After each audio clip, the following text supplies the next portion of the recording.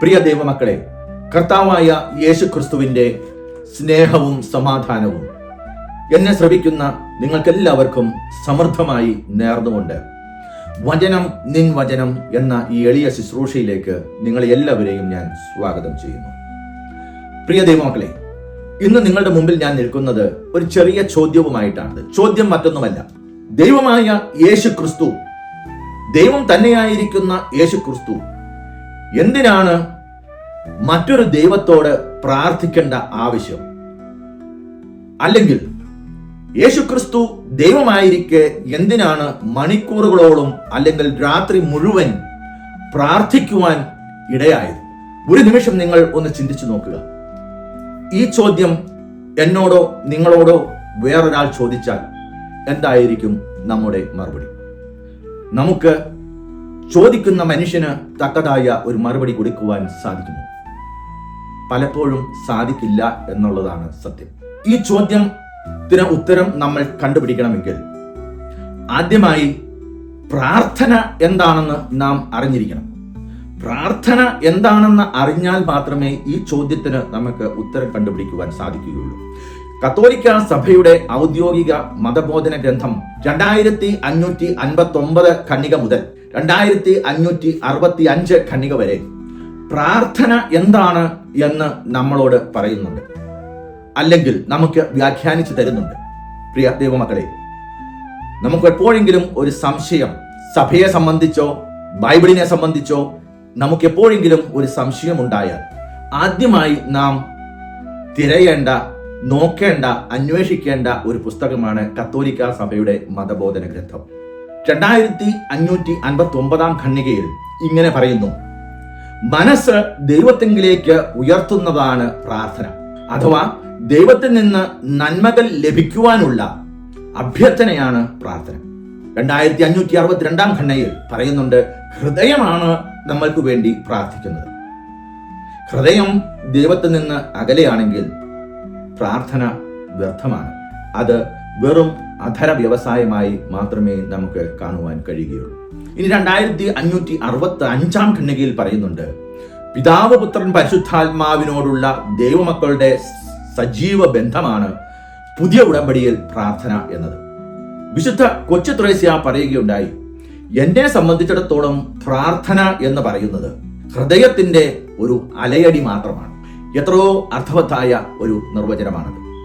ഇനി ഇംഗ്ലീഷിൽ സിമ്പിൾ ആയി പറഞ്ഞാൽ, prayer is nothing but talking to God. It is the communication of human soul with God who created the soul. അതായത് ആത്മാവിനെ സൃഷ്ടിച്ച ദൈവത്തോടുള്ള ഒരു ബന്ധമാണ് പ്രാർത്ഥന എന്ന് പറയുന്നത്. ഇനി മറ്റൊരു വിധത്തിൽ പ്രയർ എന്ന ഇംഗ്ലീഷ് വാക്ക് അതെടുത്താൽ പി എന്ന അക്ഷരം സ്റ്റാൻഡ്സ് ഫോർ പ്രൈസ്, ആർ എന്ന അക്ഷരം സ്റ്റാൻഡ്സ് ഫോർ റിപ്പൻറ്റൻസ്, എ എന്ന അക്ഷരം ask, Y stands for yield എന്ന് പറഞ്ഞാൽ കംപ്ലീറ്റ് സബ്മിഷൻ, സറണ്ടർ എന്ന് വേണമെങ്കിൽ ഈൽഡിനെ നമുക്ക് നിർവചിക്കാം. ഇനി E, express our gratitude, R stands for rejoice. So prayer എന്ന ആ വാക്ക് തന്നെ നമ്മൾ അതിൻ്റെ ആക്രണം നമ്മൾ എടുത്തു കഴിഞ്ഞാൽ, അതിൻ്റെ ഓരോ അക്ഷരങ്ങൾ നമ്മൾ എടുത്തു കഴിഞ്ഞാൽ it makes lot of sense. ഈ വാക്ക് തന്നെ നമ്മളോട് പ്രാർത്ഥന എന്താണെന്ന് നമ്മളോട് സംസാരിക്കുന്നു. ഇനി നമുക്ക് വിഷയത്തിലേക്ക് വരാം. എന്തിനാണ് കർത്താവായ യേശു ക്രിസ്തു, ദൈവമായ യേശു ക്രിസ്തു മണിക്കൂറുകളോളം പ്രാർത്ഥിച്ചത്? ദൈവത്തിന് പ്രാർത്ഥനയുടെ ആവശ്യം എന്താണ്? ദൈവമായ കർത്താവിന്, ദൈവമായ യേശു ക്രിസ്തുവിന് പ്രാർത്ഥനയുടെ ആവശ്യം എന്താണ്? ആർക്കു വേണ്ടിയാണ് ദൈവം പ്രാർത്ഥിക്കേണ്ടത്? ദൈവത്തിന് പ്രാർത്ഥിക്കേണ്ട ആവശ്യമുണ്ടോ?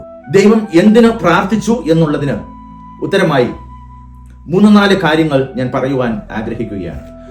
ഒന്നാമതായി, ദൈവം പ്രാർത്ഥിച്ചത് ദൈവം സത്യദൈവവും സത്യമനുഷ്യനുമായതുകൊണ്ടാണ്.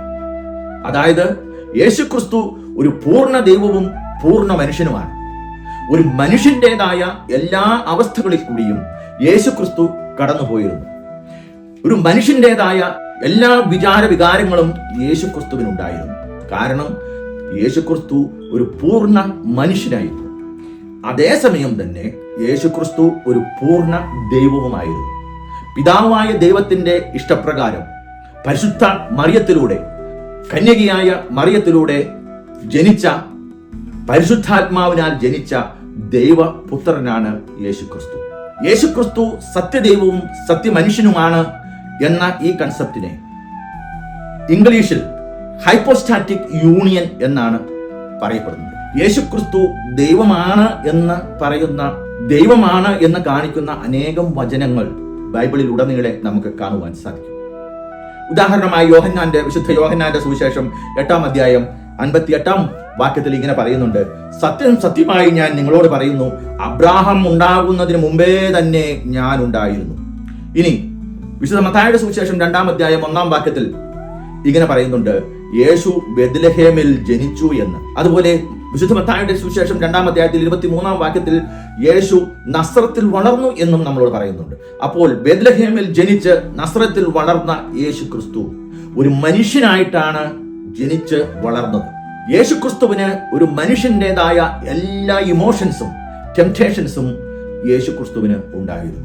അതിനൊരു ഉദാഹരണം പറഞ്ഞു കഴിഞ്ഞു കഴിഞ്ഞാൽ, വിശുദ്ധ മത്തായിയുടെ സുവിശേഷം 21-ാം അധ്യായം 18-ാം വാക്യത്തിൽ യേശു ക്രിസ്തു പ്രഭാതത്തിലേക്ക് നഗരത്തിലേക്ക് നടന്നു പോയപ്പോൾ അദ്ദേഹത്തിന് വിശന്നു. ഒരു ദൈവമായ ഒരു മനുഷ്യന് അല്ലെങ്കിൽ ഒരു ദൈവത്തിന് വിശക്കേണ്ട ആവശ്യമില്ല. ഒരു മനുഷ്യനായതുകൊണ്ടാണ് യേശുവിന് വിശന്നത്. ഇനി വിശുദ്ധ യോഹന്നാന്റെ സുവിശേഷം 4-ാം അധ്യായം 7-ാം വാക്യത്തിൽ സമരിയാക്കാരിയായ സ്ത്രീയോട് കുടിക്കുവാൻ ദാഹജലം ചോദിക്കുന്നത് നമുക്ക് കാണുവാൻ സാധിക്കും. ഇനി മത്തായിയുടെ സുവിശേഷം 9-ാം അധ്യായം 36-ാം വാക്യത്തിൽ നമുക്ക് കാണാം, യേശുവിന് തന്റെ കൂടെ നടന്നിരുന്ന ജനങ്ങളോട് അനുകമ്പയുണ്ടായി. അവർക്ക് ഭക്ഷണം കൊടുക്കണം, അവർക്ക് ഭക്ഷിക്കുവാൻ കൊടുക്കണം എന്ന് യേശു ക്രിസ്തുവിന് അനുകമ്പയുണ്ടായി. വിശന്നിരിക്കുന്ന ആ ജനത്തോട് യേശു ക്രിസ്തുവിന് അനുകമ്പയുണ്ടായി.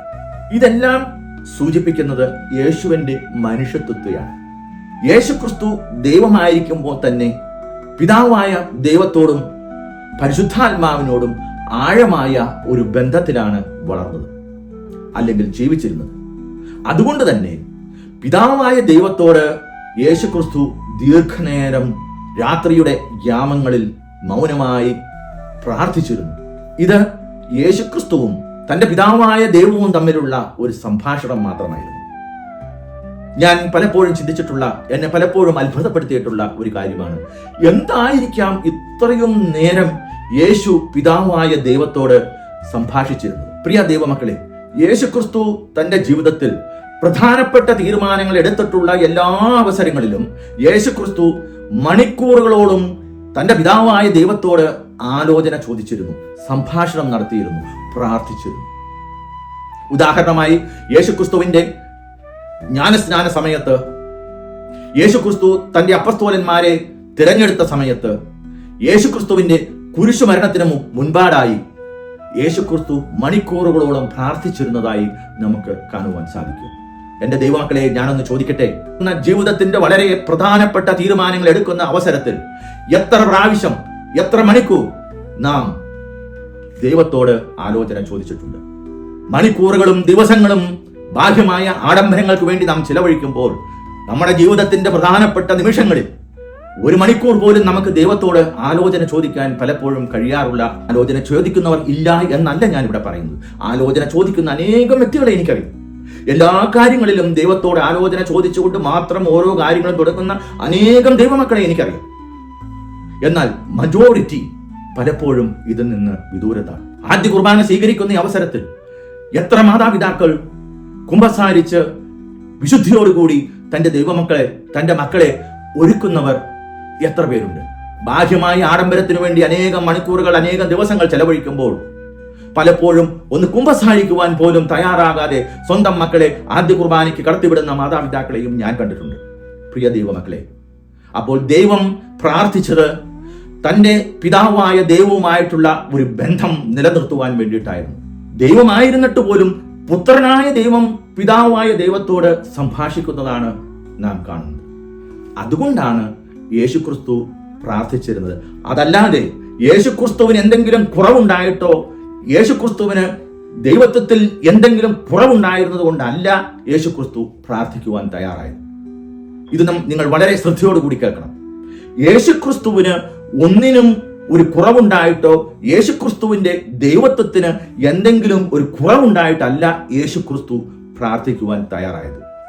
എന്നാൽ നമ്മൾ പലപ്പോഴും പ്രാർത്ഥിക്കുന്നത് എനിക്ക് രോഗശാന്തി കിട്ടണമേ, എൻ്റെ കടബാധ്യതകൾ മാറ്റണമേ, എൻ്റെ മക്കൾക്ക് നല്ല ജോലി കിട്ടണമേ, അല്ലെങ്കിൽ എൻ്റെ സാമ്പത്തിക നില മെച്ചപ്പെടുത്തണമേ, ഇങ്ങനെയുള്ള ബാഹ്യമായ കാര്യങ്ങൾക്ക് വേണ്ടിയാണ് പലപ്പോഴും നമ്മുടെ പ്രാർത്ഥന. നമ്മുടെ പ്രാർത്ഥനയെയാണ് നാം ദൈവത്തിന്റെ പ്രാർത്ഥനയോട് കമ്പയർ ചെയ്യാൻ ശ്രമിക്കുന്നത്. അങ്ങനെ ദൈവത്തിന്റെ പ്രാർത്ഥനയും നമ്മുടെ പ്രാർത്ഥനയും രണ്ടും രണ്ടായതുകൊണ്ടാണ് ദൈവം എന്തിനാണ് പ്രാർത്ഥിക്കുന്നത്, ദൈവം എന്തിനാണ് പ്രാർത്ഥിക്കേണ്ടത് എന്ന് ചോദിക്കുവാൻ ഇടയായത്. രണ്ടാമത്തെ കാര്യം, പിതാവുമായുള്ള ബന്ധത്തിൽ നിലനിൽക്കാൻ വേണ്ടിയാണ് യേശുക്രിസ്തു ദൈവമായ പിതാവായ ദൈവത്തോട് പ്രാർത്ഥിച്ചത്. വിശുദ്ധ യോഹന്നാന്റെ സുവിശേഷം 10-ാം അധ്യായം 30-ാം വാക്യത്തിൽ ഇങ്ങനെ പറയുന്നുണ്ട്, ഞാനും പിതാവും ഒന്നാണ്. ഞാനും പിതാവും ഒന്നായതുകൊണ്ടാണ് യേശുക്രിസ്തു പിതാവായ ദൈവത്തോട് പ്രാർത്ഥിച്ചിരുന്നത്. പിതാവ്, പുത്രൻ, പരിശുദ്ധാത്മാവ് എന്ന ട്രിനിറ്റി എന്താണ് എന്ന് അറിഞ്ഞെങ്കിൽ മാത്രമേ നമുക്ക് ഇതിന്റെ ആഴം നമുക്ക് മനസ്സിലാക്കുവാൻ സാധിക്കുകയുള്ളൂ. ആദ്യമായി കേൾക്കുന്ന ഒരാൾക്ക് അല്ലെങ്കിൽ അക്രൈസ്തവനായിട്ടുള്ള ഒരാൾക്ക് ഇത് പറഞ്ഞാൽ മനസ്സിലാകണം എന്ന് നിർബന്ധമില്ല. ചുരുക്കത്തിൽ ട്രിനിറ്റിയെ മനസ്സിലാക്കുവാൻ ഏറ്റവും എളുപ്പം ഒരു ഐസ് കട്ട എടുക്കുക.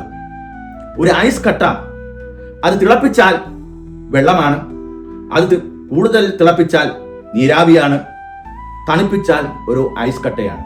ഈ നീരാവിയും വെള്ളവും ഈ ഐസ് കട്ടയിൽ തന്നെയുണ്ട്. എങ്ങനെയാണ് പിതാവ്, പുത്രൻ, പരിശുദ്ധാത്മാവിന് ഒരാളായിരിക്കുവാനും എന്നാൽ 3 മനുഷ്യരായിരിക്കുവാനും എങ്ങനെയാണ് സാധിക്കുന്നത് എന്ന് ഏതെങ്കിലും ഒരു ക്രൈസ്തവൻ നമ്മളോട് ചോദിച്ചാൽ എളുപ്പത്തിൽ അവർക്ക് പറഞ്ഞ് മനസ്സിലാക്കുവാനുള്ള ഒരു ഉദാഹരണം ഞാൻ പറഞ്ഞു എന്ന് മാത്രം. 3 ഗുണത്തിനും ഒന്നായിരിക്കുവാൻ ഒരു ഐസ് കട്ടയിൽ സാധിക്കും. പിതാവായ ദൈവവും പുത്രനായ ദൈവവും പരിശുദ്ധാത്മാവിന്റെ അഭിഷേകത്തിൽ പ്രാർത്ഥിക്കുന്നതിനെയാണ്, ആ സംഭാഷണത്തെയാണ് പ്രാർത്ഥനയായി ദൈവം കണക്കുകൂട്ടിയത്. ആ സംഭാഷണമാണ് ദൈവത്തിന്റെ പ്രാർത്ഥന. ചുരുക്കത്തിൽ പറഞ്ഞാൽ പിതാവും പുത്രനും പരിശുദ്ധാത്മാവും തമ്മിലുള്ള ആ ബോണ്ട് നിലനിർത്തുവാൻ വേണ്ടിയാണ് യേശു മലയിലേക്ക് പോയി രാത്രിയുടെ യാമങ്ങളിൽ ദീർഘനേരം പ്രാർത്ഥിക്കുവാൻ ഇടയായത്. ഇനി മൂന്നാമത്തെ കാര്യം, യേശുക്രിസ്തു പ്രാർത്ഥിക്കുവാൻ ഉണ്ടായ ഒരു കാര്യം, യേശുക്രിസ്തു നമ്മുടെ മഹാപുരോഹിതനും മധ്യസ്ഥനും ആയതിനാലാണ് ദീർഘനേരം പ്രാർത്ഥിക്കുവാൻ ഇടയായത്. ഇബ്രായർക്കുള്ള ലേഖനം 7-ാം അധ്യായം 25-ാം വാക്യത്തിൽ പറയുന്നുണ്ട്, തന്നിലൂടെ ദൈവത്തെ സമീപിക്കുന്നവരെ പൂർണ്ണമായി രക്ഷിക്കാൻ അവന് കഴിവുണ്ട്. എന്നേക്കും ജീവിക്കുന്നവനായ അവൻ അവർക്ക് വേണ്ടി മധ്യസ്ഥം വഹിക്കുന്നു. പ്രിയ ദൈവമക്കളെ, യേശുക്രിസ്തു നമ്മുടെ മഹാപുരോഹിതനും മധ്യസ്ഥനുമാണ്. നമ്മളുടെ ആവശ്യങ്ങളും പ്രയാസങ്ങളും ദുഃഖങ്ങളും വേദനകളും നമുക്ക് പറയാനുള്ള പിതാവായ ദൈവത്തിനും മനുഷ്യനായ നമ്മളുടെയും ഇടയിലുള്ള ഏക മധ്യസ്ഥൻ യേശുക്രിസ്തു. യേശുക്രിസ്തുവിലൂടെ മാത്രമാണ് രക്ഷ കൈവരാൻ സാധ്യമാകുന്നത്. അതുകൊണ്ട് തന്നെ നമ്മുടെ രക്ഷയ്ക്കായി, നമ്മുടെ നന്മയ്ക്കായി, മാനവരാശിയുടെ പാപങ്ങളുടെ പൊറുതിക്കായി, മോചനത്തിനായി യേശുക്രിസ്തു പ്രാർത്ഥിച്ചിരുന്നു. മറ്റൊരു കാര്യം, യേശുക്രിസ്തു പ്രാർത്ഥിക്കുവാൻ ഉണ്ടായ കാരണം, പ്രാർത്ഥനയുടെ ശക്തിയും ആവശ്യകതയും മനുഷ്യരായ നമ്മളെ പഠിപ്പിക്കുവാൻ വേണ്ടി കൂടിയാണ്. ഇതെവിടെയാണ് ബൈബിളിൽ നമുക്ക് കാണുവാൻ സാധിക്കുന്നതെന്ന് ചോദിച്ചാൽ, 1 തെസ്സലോനിക്കർ 5-ാം അധ്യായം 17-ാം വാക്യത്തിൽ കൃത്യമായി നമ്മളോട് പറയുന്നുണ്ട്, ഇടവിടാതെ പ്രാർത്ഥിക്കുവിൻ. നമ്മൾ ഓരോരുത്തരോടും ദൈവാത്മാവിനാൽ പ്രചോദിതനായി പൗലോസ്ലീഹ നമ്മളോട് പറയുന്നത്, ഇടതിടാവില്ലാതെ നാം പ്രാർത്ഥിക്കണം, നിരന്തരമായി നാം പ്രാർത്ഥിക്കണം. അപ്പോൾ പ്രാർത്ഥനയുടെ ആവശ്യം എന്താണ് എന്ന് കൂടി പൗലോസ്ലീഹ നമ്മളോട് പറഞ്ഞു തരികയാണ്. തന്റെ പ്രധാനപ്പെട്ട തീരുമാനങ്ങൾ എടുക്കേണ്ട അവസരത്തിലും എല്ലാം യേശുക്രിസ്തു പ്രാർത്ഥിക്കുവാൻ ഇടയായത് പ്രാർത്ഥനയുടെ ഒരു ആവശ്യം മനുഷ്യന് പറഞ്ഞ് മനസ്സിലാക്കി കൊടുക്കുവാനായിട്ടാണ്. നമുക്കറിയാം, സ്വർഗസ്ഥനായ പിതാവേ എന്നുള്ള പ്രാർത്ഥന തന്നെ ശിഷ്യന്മാരെ പഠിപ്പിക്കുവാൻ കാരണമായത്, ശിഷ്യന്മാർക്ക് പ്രാർത്ഥിക്കുവാൻ യേശുക്രിസ്തു പ്രാർത്ഥിക്കുന്നത് പോലെ പ്രാർത്ഥിക്കുവാൻ അറിവില്ലാതിരുന്ന സമയത്ത് ശിഷ്യന്മാർ യേശുക്രിസ്തുവിനോട് ചോദിച്ചത് കൊണ്ടാണ് യേശുക്രിസ്തു സ്വർഗസ്ഥനായ പിതാവേ എന്ന പ്രാർത്ഥന ശിഷ്യന്മാർക്ക് പഠിപ്പിച്ചു കൊടുത്തത്. ദൈവമായ യേശുക്രിസ്തു പ്രാർത്ഥിച്ചിരുന്നുവെങ്കിൽ, പ്രിയ ദൈവമക്കളെ, നാം എത്രയധികമായി പ്രാർത്ഥിക്കേണ്ടിയിരിക്കുന്നു. വിശുദ്ധ ലൂക്കായുടെ സുവിശേഷം 5-ാം അധ്യായം 16-ാം വാക്യത്തിൽ നമുക്ക് കാണാം, യേശു വിജന പ്രദേശങ്ങളിലേക്ക് പിൻവാങ്ങി അവിടെ പ്രാർത്ഥിച്ചു കൊണ്ടിരുന്നു. ഇവിടെ ഈ വചനങ്ങളിലെല്ലാം യേശുക്രിസ്തു പ്രാർത്ഥിക്കുന്നുണ്ട്. ദൈവമായ യേശുക്രിസ്തുവാണ് പ്രാർത്ഥിക്കുന്നത്. വീണ്ടും വീണ്ടും ഞാൻ നിങ്ങളോട് പറയുന്നു, യേശുക്രിസ്തുവിന് തൻ്റെ ദൈവത്വത്തിൽ ഒരു കുറവുണ്ടായിരുന്നത് കൊണ്ടല്ല യേശുക്രിസ്തു പ്രാർത്ഥിച്ചത്. മറിച്ച് തൻ്റെ പിതാവായ ദൈവവുമായിട്ടുള്ള അഗാധമായ ബന്ധം നിലനിർത്തുന്നതിന് വേണ്ടിയാണ് യേശുക്രിസ്തു പിതാവായ ദൈവത്തോട് പ്രാർത്ഥിച്ചിരുന്നത്. ആകയാൽ പ്രിയ സഹോദരങ്ങളെ, പ്രാർത്ഥന ഒരിക്കലും യേശുക്രിസ്തുവിന് ഒരു കടമ ആയിരുന്നില്ല. മറിച്ച് അത് അവൻ്റെ ജീവിതത്തിൻ്റെ ഒരു ഭാഗമായിരുന്നു. യേശുവിൻ്റെ ജീവിതത്തിൻ്റെ തന്നെ ഒരു ഭാഗമായിരുന്നു പ്രാർത്ഥന എന്നത്. അപ്പോൾ മനുഷ്യരായ ദൈവത്തിൻ്റെ വെറും ദൈവത്തിൻ്റെ സൃഷ്ടിയായ നാം പിതാവായ ദൈവത്തോട് യേശുക്രിസ്തു പ്രാർത്ഥിച്ചിരുന്നുവെങ്കിൽ നാം എത്രയേറെ പ്രാർത്ഥിക്കേണ്ടിയിരിക്കുന്നു. പ്രിയ ദൈവമക്കളെ, യേശുക്രിസ്തുവിൻ്റെ അവസാന വാക്കുകൾ കുരിശിൽ കിടന്നുകൊണ്ടുള്ള അവസാന വാക്കുകൾ പോലും ഒരു പ്രാർത്ഥനയായിരുന്നു. എൻ്റെ സഹോദരങ്ങളെ, എനിക്ക് ഒന്നേ പറയാനുള്ളൂ. ഏതെങ്കിലും പ്രതിസന്ധികൾ വരുമ്പോഴോ, കഷ്ടപ്പാടുകൾ വരുമ്പോഴോ, ദുരിതങ്ങൾ വരുമ്പോഴോ ഓടി ദൈവത്തെങ്കിലേക്ക് ചെല്ലുവാനുള്ളതല്ല പ്രാർത്ഥന. അവിടെ പോയി കരയുന്നതല്ല പ്രാർത്ഥന. പ്രാർത്ഥന എന്ന് പറയുന്നത് നമ്മുടെ ആവശ്യങ്ങൾ നിരത്തി വയ്ക്കുന്ന ഒരു സംഭാഷണമല്ല. പ്രാർത്ഥന എന്നത് ഹൃദയവും തമ്മിലുള്ള ഒരു സംഭാഷണമാണ് പ്രാർത്ഥന എന്ന് പറയുന്നത്. എന്നാൽ നിർഭാഗ്യമെന്ന് പറയട്ടെ, മനുഷ്യരായ നമുക്ക് പലപ്പോഴും നമ്മുടെ പ്രാർത്ഥന ചെന്നെത്തുന്നത് നമ്മുടെ ഭൗതികമായ ആവശ്യങ്ങൾക്ക് വേണ്ടിയിട്ടാണ്. പ്രിയ സഹോദരങ്ങളെ, ആയതിനാൽ നമ്മുടെ പ്രാർത്ഥനകൾ നമ്മുടെ ആവശ്യങ്ങളുടെ ഒരു പട്ടികയായി മാറാതെ നമ്മുടെ ഹൃദയത്തിൽ നിന്നുള്ള കണ്ണുനീരിന്റെ, വേദനയുടെ എല്ലാം യേശുക്രിസ്തുവിന്റെ മുമ്പിൽ സമർപ്പിക്കുന്ന ഒരു പുഷ്പാഞ്ജലിയായി മാറിക്കൊണ്ട് പ്രാർത്ഥിക്കുവാൻ നമുക്ക് കഴിയട്ടെ. ഏകാഗ്രതയോടുകൂടി അടച്ചിട്ട മുറിയോ, ദൈവവുമായി അല്ലെങ്കിൽ നമ്മുടെ പ്രാർത്ഥനാ മുറിയിൽ ഏകാഗ്രമായി മറ്റു ചിന്തകളിൽ നിന്നെല്ലാം അകന്ന് ദൈവത്തോട് ഒരു സംഭാഷണം ചെയ്യുവാൻ, ഒരു നല്ല സംഭാഷണം ചെയ്യുവാൻ നമുക്ക് ഇടയാകട്ടെ എന്ന് പ്രാർത്ഥിച്ചുകൊണ്ട് ഞാനിവിടെ ചുരുക്കുന്നു. എല്ലാവർക്കും പിതാവിൻ്റെയും പുത്രൻ്റെയും പരിശുദ്ധാത്മാവിൻ്റെയും നാമത്തിൽ ആമേൻ.